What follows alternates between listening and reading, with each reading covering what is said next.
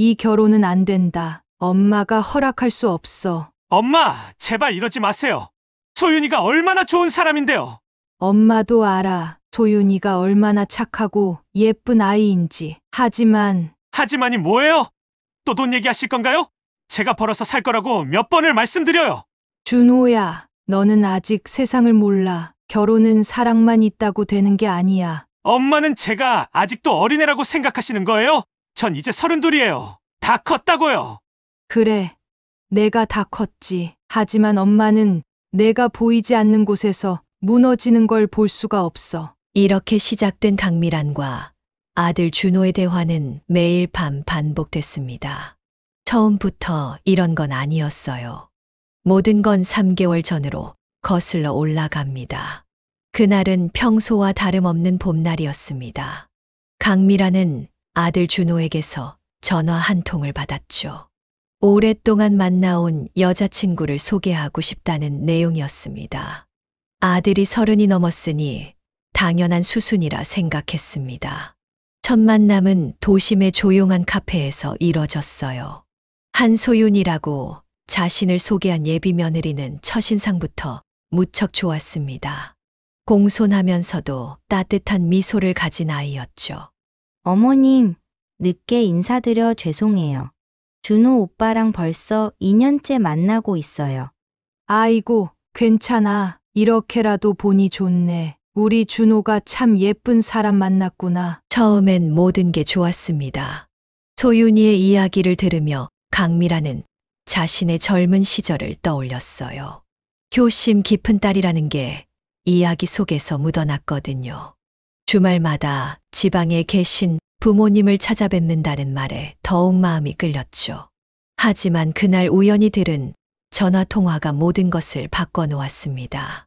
소윤이가 화장실에 간다며 자리를 비운 사이 카페 밖에서 들려온 대화였죠. 엄마, 이번 달 가스비랑 관리비 제가 다 보냈어요. 걱정하지 마세요. 네, 생활비도 다음 주에 보낼게요. 이번엔 좀 빠듯해서. 아니에요. 제가 알아서 할게요. 강미란의 표정이 굳어졌습니다. 30대 초반의 젊은 직장인이 부모님의 모든 생활비를 책임진다는 게 쉽게 이해되지 않았어요. 더구나 소윤이가 다니는 회사는 큰 기업도 아니었습니다. 그 후로 강미란은 잠을 이루지 못했습니다. 아들이 이런 상황을 알고 있는지, 결혼 후에는 어떻게 될지, 수많은 걱정이 머릿속을 스쳐 지나갔죠. 하지만 이건 시작에 불과했습니다. 얼마 후 아들 준호가 소윤이에게 8천만 원이라는 거금을 빌려줬다는 사실을 알게 됐을 때 강미란의 심장은 멎는 것 같았습니다. 그동안 열심히 모아온 아들의 전 재산이나 다름없는 금액이었으니까요. 엄마, 제가 다 알아서 할게요. 소윤이는 제가 지킬 거예요. 준호야, 그게 아니라. 엄마도 처음에는 소윤이 좋아하셨잖아요. 왜 이제 와서 이러세요? 이제 강미란은 선택의 기로에 서 있습니다. 사랑하는 아들의 선택을 존중해야 할지, 아니면 앞으로 다가올 힘든 시간들을 미리 막아야 할지, 어떤 선택이 진정한 모성인지 그녀는 아직 답을 찾지 못했습니다. 강미란의 불안은 현실이 되어가고 있었습니다. 처음 소윤을 만난 날부터 시작된 그녀의 걱정은 시간이 지날수록 더욱 깊어져만 갔습니다. 우연히 들은 전화 통화는 빙산의 일각에 불과했던 것이죠. 소윤의 가정 형편은 생각보다 더 어려웠습니다. 부모님은 50대 초반의 이른 나이에 은퇴를 선택했고, 그 후로 줄곧 딸의 월급에 의지해 생활하고 있었습니다. 매달 고정적으로 나가는 생활비의 공과금, 거기에 갑자기 발생하는 의료비까지. 소윤의 어깨는 무거웠지만 그녀는 한 번도 부모 부양을 짐이라고 생각하지 않았습니다. 문제는 준호였습니다. 그는 소윤의 효심 깊은 모습에 더욱 깊이 빠져들었고 그녀의 어려움을 외면할 수 없었죠. 그렇게 시작된 것이 8천만 원이라는 거액의 대출이었습니다. 아들아, 그 돈은 언제 받기로 한 거니? 1년 안에 갚겠다고 했어요. 엄마, 소윤이네 집에 갑자기 큰 일이 생겨서 큰일이라면 저기 전세금 대출이 긴급하게 필요했대요. 강미라는 그 순간 온몸에 한기가 도는 것을 느꼈습니다. 전세금이라. 결국 소윤의 부모님 주거비까지 우리 아들이 책임져야 하는 상황이 된 것입니다. 더 큰 문제는 이것이 끝이 아니라는 점이었습니다. 소윤의 월급으로는 부모님의 생활비를 감당하기에도 빠듯했습니다. 중소기업 대리급여로는 서울에서의 자신의 생활비도 부족한 실정이었죠.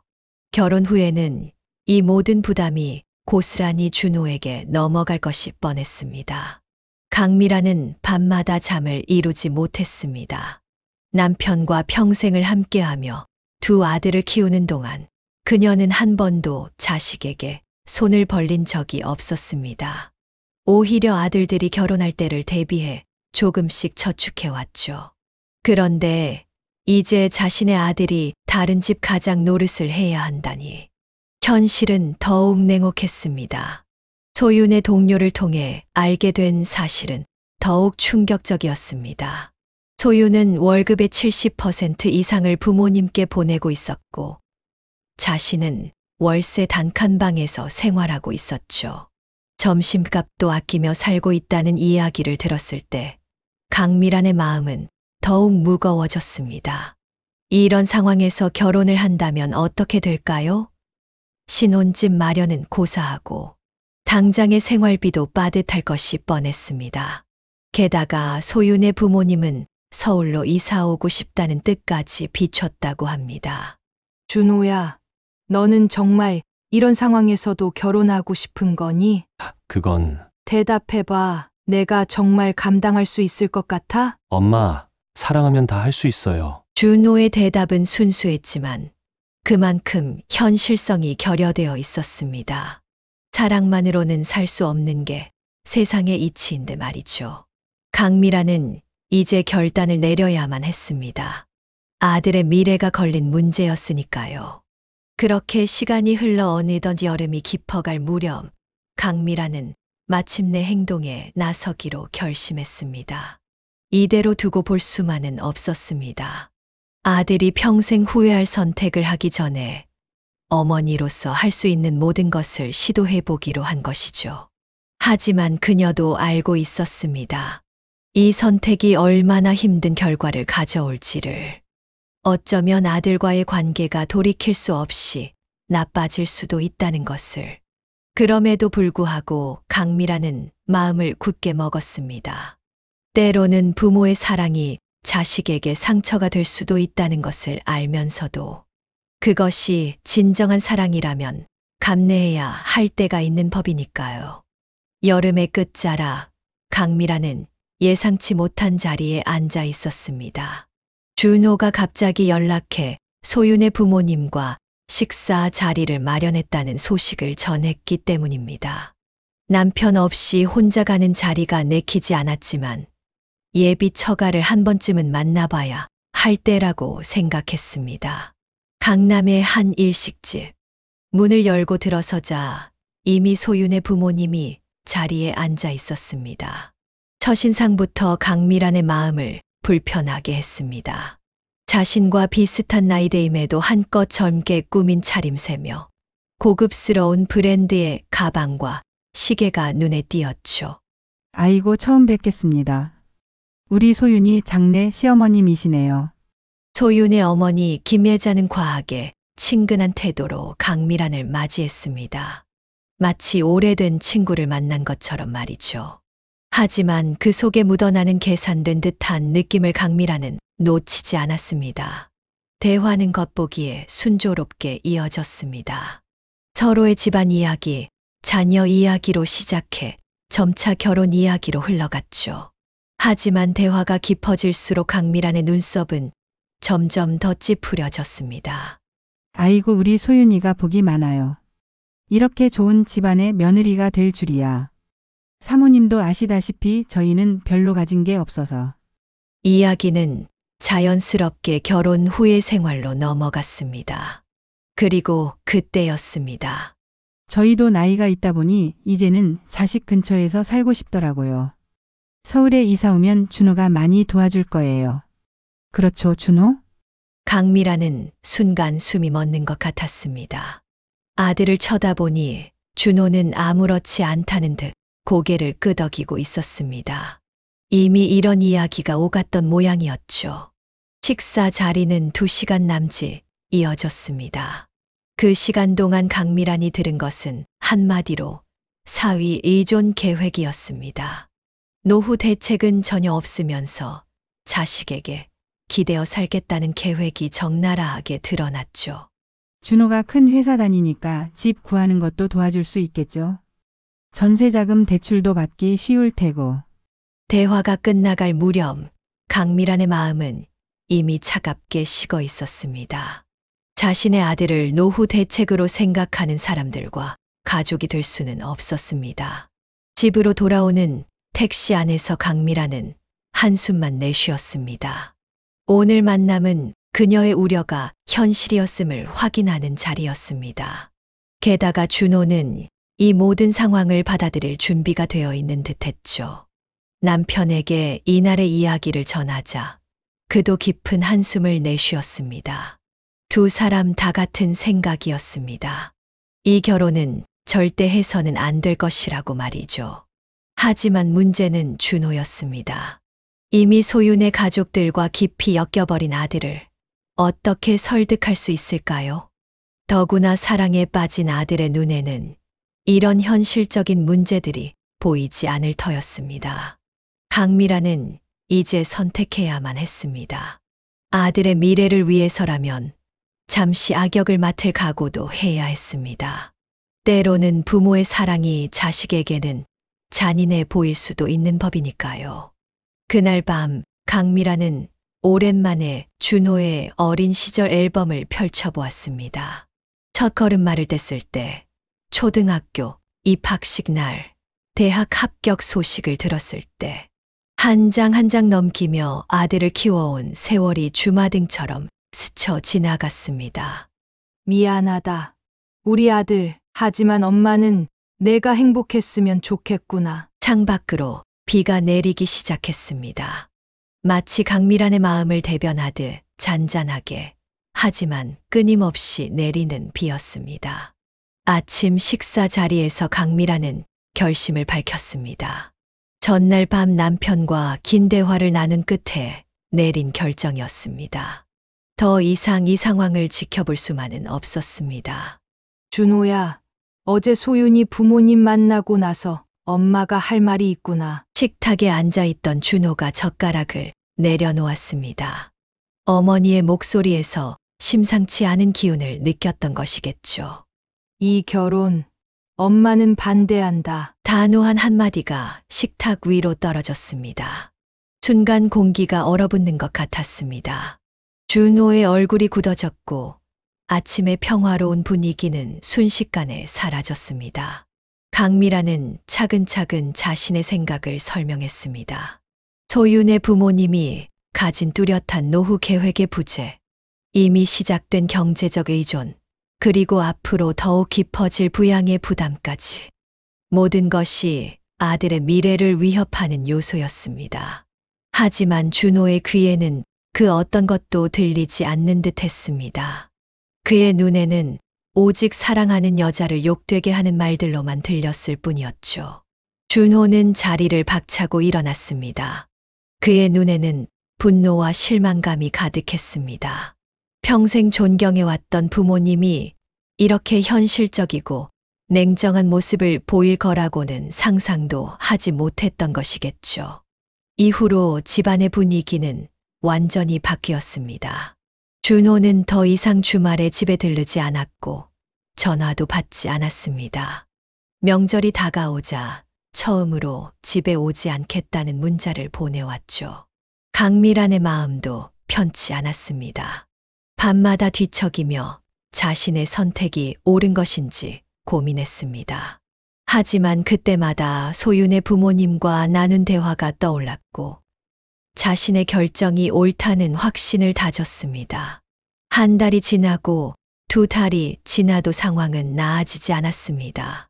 오히려 더 악화되었죠. 준호는 부모님의 반대가 완고하다는 것을 알고는 더욱 마음을 닫아버렸습니다. 소윤의 부모님도 가만히 있지 않았습니다. 지인들을 통해 이야기를 전해 듣곤 했습니다. 자식 이기적으로 키웠다. 돈만 보고 사람을 판단한다는 등의 말들이 들려왔습니다. 하지만 강미라는 흔들리지 않았습니다. 오히려 이런 반응이 자신의 판단이 옳았음을 증명하는 것이라 생각했습니다. 진정으로 자식을 위하는 부모라면 이런 식으로 남의 가정을 험담하지는 않을 테니까요. 가을이 깊어갈 무렵 준호가 오랜만에 집을 찾았습니다. 하지만 그가 한 이야기는 강미란의 마음을 더욱 아프게 했습니다. 엄마, 아빠. 저는 소윤이와 결혼할 겁니다. 두 분이 반대하시더라도요. 그날 밤 강미란은 결단을 내려야만 했습니다. 단순한 반대만으로는 아들을 막을 수 없다는 것을 깨달았기 때문입니다. 더 강력한 하지만 현명한 방법이 필요했습니다. 남편과 밤새 의논한 끝에 그들은 마지막 카드를 꺼내들기로 했습니다. 아들의 마음을 돌리기 위해서가 아닌 시간을 벌기 위한 전략이었습니다. 내일 준호를 다시 불러. 우리가 할 수 있는 마지막 제안을 해보자. 남편의 말에 강미라는 고개를 끄덕였습니다. 이제 모든 것은 이 제안에 달려 있었습니다. 아들의 미래를 그리고 가족의 행복을 지키기 위한 마지막 승부수를 던질 시간이 된 것입니다.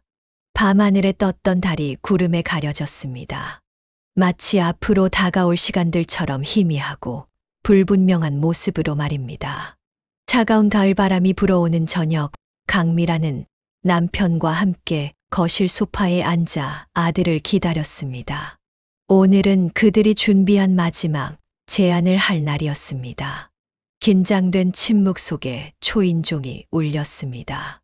준호가 들어서며 어색한 공기가 집안을 가득 메웠습니다.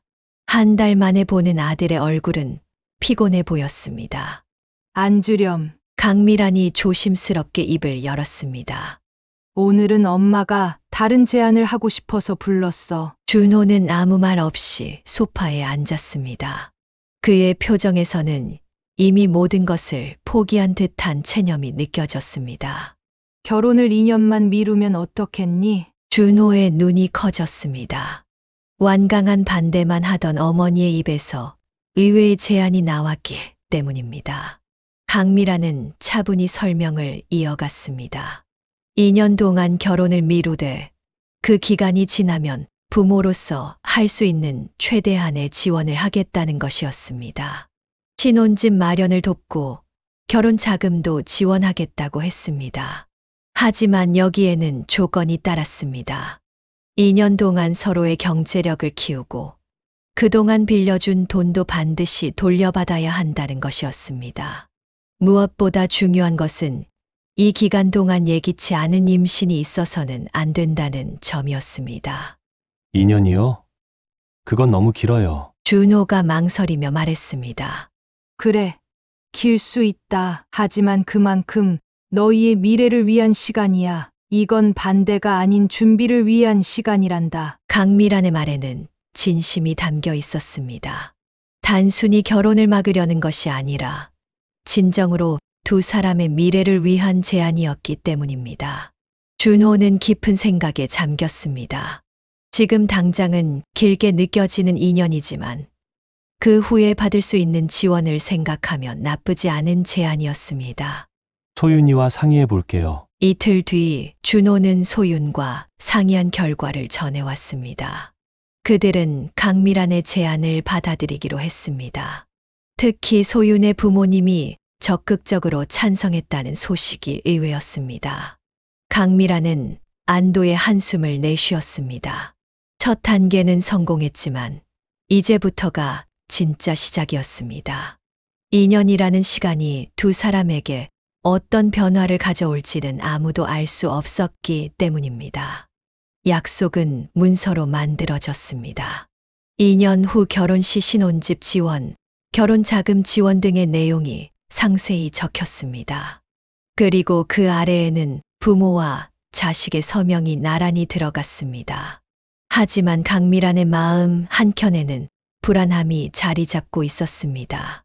이 2년이라는 시간이 정말 두 사람에게 도움이 될까? 아니면 더 큰 상처만 남기게 될까? 가을의 마지막 잎이 떨어지는 것을 보며 강미란은 생각했습니다. 시간만이 모든 것을 증명해 줄 것이라고. 그리고 그 시간 동안 자신이 할 수 있는 것은 묵묵히 지켜보는 것뿐이라고 말입니다. 창밖으로 붉은 노을이 지고 있었습니다. 마치 오늘의 결정이 가져올 미래를 암시하듯 아름답지만 어딘가 쓸쓸한 빛을 머금은 채로 말입니다. 시간은 흐르고 있었습니다. 약속된 2년의 시간이 시작된 지 6개월이 지났습니다. 강미라는 매일 아침 달력을 보며 하루하루를 세어갔습니다. 표면적으로는 모든 것이 순조로워 보였습니다. 준호와 소유는 여전히 만남을 이어갔습니다. 주말이면 데이트를 했고 서로의 미래를 위해 노력하는 듯 했습니다. 준호는 회사에서 승진을 준비했고 소윤도 더 나은 직장을 찾아 이직을 준비한다고 했습니다. 하지만 강미란의 눈에는 미세한 변화가 보이기 시작했습니다. 처음에는 주말마다 보던 두 사람이 한 달에 두세 번으로 만남이 줄어들었습니다. 소윤의 부모님도 더 이상 서울 이주 계획을 언급하지 않았죠. 엄마, 소윤이가 요즘 많이 바빠요. 준호의 말에서 예전의 설렘은 찾아볼 수 없었습니다. 대신 그의 목소리에는 피곤함이 묻어났습니다. 현실이라는 무게가 서서히 그들의 어깨를 누르기 시작한 것이었습니다. 1년이 지났을 때 변화는 더욱 뚜렷해졌습니다. 소유는 예전처럼 자주 준호의 부모님을 찾아뵙지 않았고 명절에도 바쁘다는 핑계로 얼굴을 비췄다가 금방 자리를 떴습니다. 빌려준 8천만 원은 약속대로 조금씩 갚아 나가고 있었지만 그 과정에서 준호와 소윤 사이에 미묘한 긴장감이 생겨났습니다. 돈을 갚는 날이면 어색한 분위기가 감돌았고 그 후로 며칠간은 연락도 뜸해지곤 했습니다. 혹시 후회하니? 어느 날 저녁 강미란이 조심스럽게 물었습니다. 아니요. 그냥 현실이 생각보다 많이 힘드네요. 준호의 대답은 담담했습니다. 더 이상 반항적이지도 감정적이지도 않았습니다. 대신 그의 눈에는 깊은 고민의 흔적이 서려 있었습니다. 1년 반이 지났을 때 소유는 새로운 회사에 취직했습니다. 연봉이 크게 오른 좋은 자리였습니다. 하지만 그것은 동시에 두 사람의 관계에 새로운 균열을 가져왔습니다. 소윤이가 이제 저보다 더 많이 벌어요. 준호의 말에는 씁쓸함이 묻어났습니다. 자존심이 상한 것일까요? 아니면 그동안 당연하게 여겼던 관계의 균형이 깨진 것이 불안했던 걸까요? 그 즈음 소윤의 부모님도 달라졌습니다. 딸의 연봉이 오르자 더 이상 사위의 도움을 기대하지 않는다는 듯한 태도를 보였습니다. 오히려 다른 집안의 남자를 소개하려 한다는 소문도 들려왔습니다. 강미라는 모든 것을 지켜보면서도 입을 다물었습니다. 이것은 시간이 증명해야 할 문제였고 그 시간은 아직 끝나지 않았기 때문입니다. 그리고 마침내 약속된 2년의 시간이 6개월 남았을 때였습니다. 준호가 무거운 발걸음으로 집을 찾아왔습니다. 엄마, 저희 헤어졌어요. 단 한마디였지만 그 속에는 2년이라는 시간의 무게가 고스란히 담겨 있었습니다. 강미라는 아들을 꼭 안아주었습니다. 때로는 말보다 포옹이 더 위로가 되는 법이니까요. 창밖으로 늦가을의 찬바람이 불어왔습니다. 마치 지난 2년간의 시간을 훑어가듯 쓸쓸하지만 깨끗한 바람이었습니다. 헤어짐은 갑작스럽지 않았습니다. 마치 오랫동안 시들어가는 꽃처럼 두 사람의 관계는 서서히 그 빛을 잃어갔습니다. 준호가 그날 이야기한 이별의 순간은 이미 예견된 것이었을지도 모릅니다. 소윤이가 다른 사람과 결혼한대요. 준호의 목소리는 담담했습니다. 마치 남의 이야기를 하듯 감정이 배제된 톤이었습니다. 하지만 그의 눈가에 맺힌 작은 물기가 이 이별이 결코 쉽지 않았음을 말해주고 있었습니다. 알고 보니 소유는 새로운 회사에서 만난 사람과 급속도로 가까워졌다고 했습니다. 그는 소윤보다 나이가 많은 안정된 직장인이었고 무엇보다 소윤의 부모님이 크게 마음에 들어 했다고 합니다. 6개월만 더 기다리면 됐는데 강미란의 마음이 아팠습니다. 그녀가 제시했던 2년이라는 시간이 결국 두 사람을 갈라놓은 것만 같아 죄책감이 밀려왔기 때문입니다. 하지만 한편으로는 이것이 필연적인 결과였음을 직감했습니다. 소윤의 새로운 약혼자는 이미 서울에 자기 소유의 아파트가 있었고 소윤의 부모님을 위한 별도의 주거 공간도 마련할 수 있는 경제력이 있었습니다. 준호가 2년을 기다려도 이룰 수 없는 조건이었죠. 빌려준 돈은 대부분 갚았다고 했습니다. 마지막 1,000만 원은 다음 달에 정리하기로 했다고 합니다. 돈의 문제는 해결됐지만 그 과정에서 쌓인 앙금은 쉽게 지워지지 않았을 것입니다. 어쩌면 이게 우리의 한계였나 봐요. 사랑만으로는 안 되는 거였죠. 준호의 말에는 깊은 깨달음이 묻어 있었습니다. 2년 전 사랑하면 다 할 수 있다고 외치던 청년은 이제 현실을 직시할 줄 아는 어른이 되어 있었습니다. 강미라는 조용히 아들의 이야기를 들어주었습니다. 때로는 말없이 듣는 것이 최고의 위로가 되기도 합니다. 준호는 그날 밤 오랜만에 집에서 저녁을 먹고 갔습니다. 다음 날 소윤에게서 문자가 왔습니다. 어머님, 그동안 감사했습니다. 죄송합니다. 짧은 문자였지만 그 속에 담긴 의미는 깊었습니다. 어쩌면 소윤도 이 2년이라는 시간이 그들에게 필요한 시험대였음을 알고 있었는지도 모릅니다. 봄이 오고 있었습니다.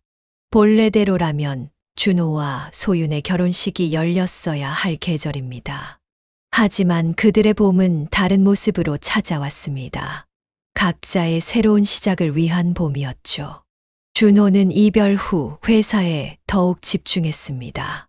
그동안 미뤄두었던 해외 연수도 지원했고 새로운 프로젝트도 맡았습니다. 상처를 딛고 일어서는 모습이 안쓰러우면서도 대견했습니다. 엄마. 그때는 엄마가 너무 미웠는데 이제는 이해가 돼요. 어느 날 문득 준호가 한 말입니다. 강미라는 대답하지 않았습니다. 다만 아들의 어깨를 살며시 쓰다듬어 주었을 뿐입니다. 때로는 시간이 모든 것을 말해주는 법이니까요. 벚꽃이 흩날리는 거리를 걸으며 강미라는 생각했습니다. 사랑하는 사람을 보내는 것이 얼마나 아픈 일인지, 그리고 그 아픔을 통해 우리가 얼마나 성장하는지를 말입니다. 이별 후 1년이 흘렀습니다. 봄이 오고 여름이 지나고 가을이 물들고 다시 겨울이 찾아왔습니다. 시간은 모든 것을 치유하는 가장 좋은 약이었습니다. 준호는 해외 연수를 마치고 돌아왔습니다. 6개월간의 시간은 그를 더욱 단단하게 만들어 놓았습니다. 회사에서도 인정받아 승진도 했고 무엇보다 그의 눈빛이 달라졌습니다. 더 이상 아픔의 흔적은 찾아볼 수 없었습니다.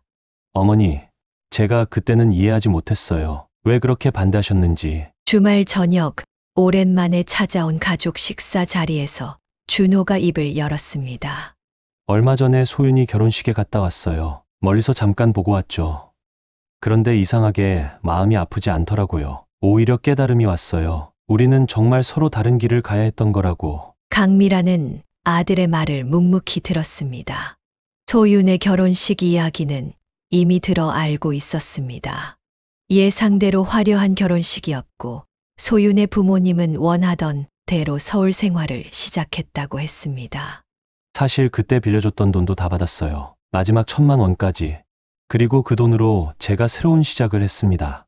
준호는 자신이 요즘 주식과 부동산 공부를 시작했다고 했습니다. 앞으로의 결혼과 미래를 위해서는 경제적인 준비가 필요하다는 것을 깨달았다고 합니다. 그리고 최근에 좋은 사람을 만났어요. 아들의 눈이 반짝였습니다. 이번에는 달랐습니다. 순수한 감정에 휘둘리는 것이 아닌 신중하고 진중한 태도로 새로운 인연을 만들어가고 있다고 했습니다. 강미라는 그제서야 마음속 깊이 숨겨두었던 죄책감을 내려놓을 수 있었습니다. 2년이라는 시간을 제한했던 것이 결과적으로는 아들에게 필요한 성장의 시간이었던 것입니다. 엄마, 이제야 말씀드릴 수 있을 것 같아요. 감사합니다. 준호의 말에 강미라는 눈시울이 붉어졌습니다. 때로는 부모의 사랑이 자식에게 상처가 될 수 있습니다. 하지만 그 상처를 통해 더 단단해지고 더 현명해질 수 있다는 것을 이제는 알게 되었습니다. 창밖으로 겨울의 마지막 눈이 내리고 있었습니다. 마치 과거의 아픔을 하얗게 덮어주듯 포근하게 내리는 눈이었습니다. 강미라는 이제 알게 되었습니다. 부모의 사랑은 때로는 강해야 하고, 때로는 머물러야 하며, 때로는 보내줄 줄도 알아야 한다는 것을. 그리고 그 모든 과정이 결국은 사랑이라는 것을. 자, 이제 저녁 먹자. 오늘은 내가 좋아하는 갈비찜 해놨어. 평범한 일상으로 돌아온 저녁 식사 시간. 이제 그들은 더 이상 과거에 매여 있지 않았습니다. 새로운 봄을 기다리는 가족의 모습으로 돌아와 있었습니다. 마지막 남은 겨울을 보내며 강미라는 생각했습니다. 시간은 결국 우리에게 가장 좋은 답을 준다고. 그리고 그 답을 기다릴 줄 아는 것이 진정한 사랑이라고 말입니다.